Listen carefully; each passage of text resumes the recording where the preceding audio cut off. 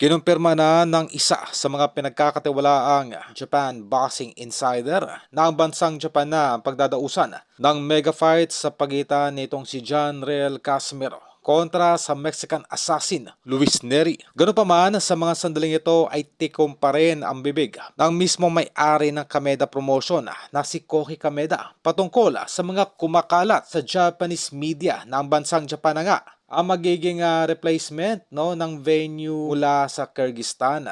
Well, kung susumahin po ay malabo po na humupa sa mga sandaling ito ang gyera sa pagitan ng Amerika at ng Iran. Sa madaling salita ay hindi na po sila aasa pa. Nila hihintayin pa na humupa ang nasabing gyera. At itong bansang Japan na lamang po na baluarte mismo nitong si Kameda siyang pagdadausan ng nasabing laban. Para po sa kalaman na lahat, ay bawal po kasing ma-postpone ng matagal. Well, ito ay isang blessing in disguise dahil ang initial na plano po ay hintayin na humupa ang nasabing gyera.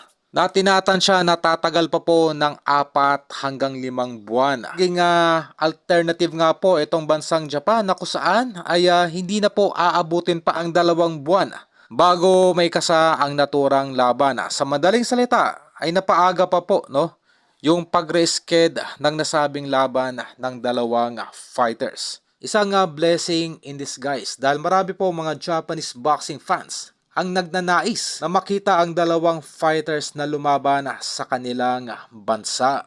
Well, ito na po ang pagkakataon ng ating kababayang si John Riel Casimero upang magpakitang gilas at talunin ng mas maimpresibo itong si Luis Neri higit sa ipinakitang performance nitong si Naoya Inoue kontra sa nasabing Mexican assassin.